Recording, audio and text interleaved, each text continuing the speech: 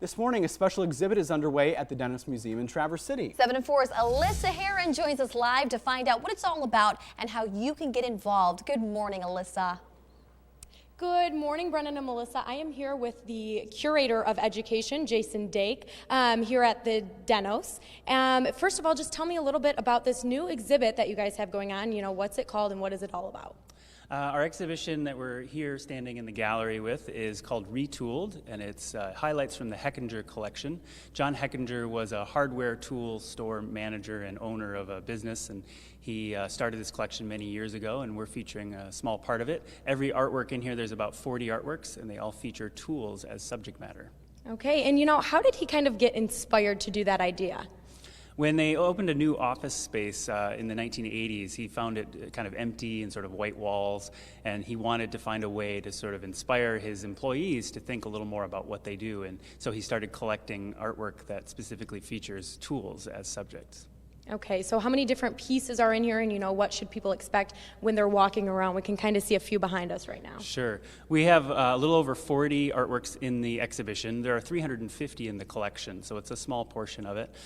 You'll find actual tools that are used within the artworks. You also find some surprises. For instance, the lawnmower behind us is actually made of wood, so it's not a real lawnmower, but it's made to look like one. Yeah, and there's so much detail that go into all of these pieces. I was walking around earlier.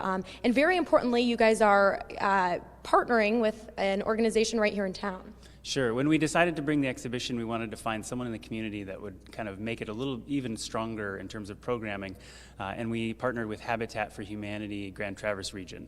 And so we're providing them with some program space and some opportunities to share with the community what they do. And it's a great connection with tools because Habitat volunteers use a lot of tools. So how long is this exhibit going on? It opened on Sunday and it'll run through May 17th. All right. Well, thank you so much for joining us this morning. And coming up at 6:30, we're actually going to be speaking with one of the Habitat for Humanity event coordinators that brought in some pieces to show us just how you can get involved with this retooled exhibit. All of this information and more will be on our website at UpNorthLive.com. Reporting live in Traverse City, Alyssa Heron, 7 and 4 News. 7 and 4's Alyssa Heron will take us live inside the Dennos Museum to give us a sneak peek at a special exhibit that's underway. That's right. We will check in with her at the Dennos Museum in Traverse City coming up in just minutes. Good morning to you, Alyssa.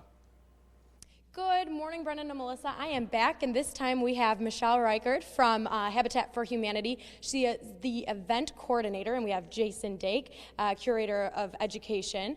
Thank you guys for both joining us this morning. Thank you. First of all, Jason, I want you to tell me, what is this retooled event all about?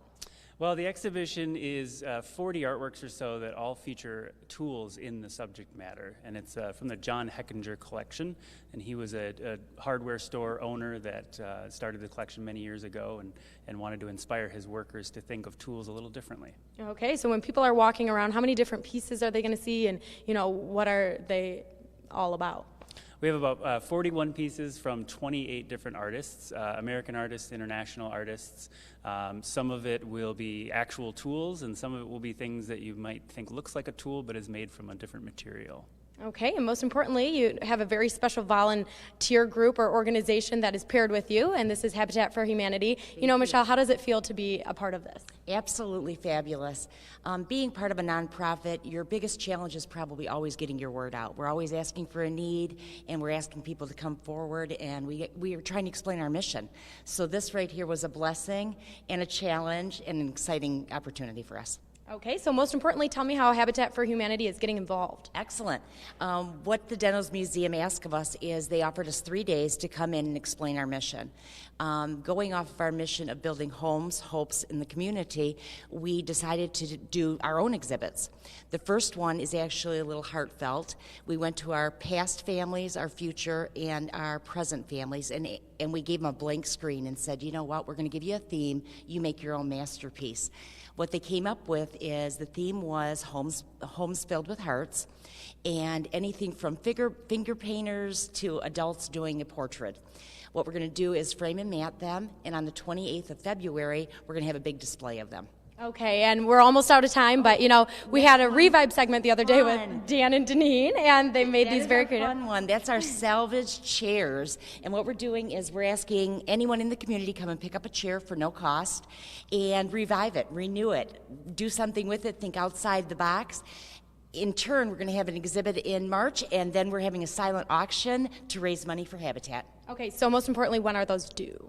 Actually, they're not due until the end of February, so they have lots of time to come and get them. All right, and it's a way that you can get very creative and involved with the community. I saw a few the other day, and it's phenomenal what people are doing already. Businesses, organizations, individuals, they're challenging each other, they're working as teams, they're working against each other, so it's a lot of fun.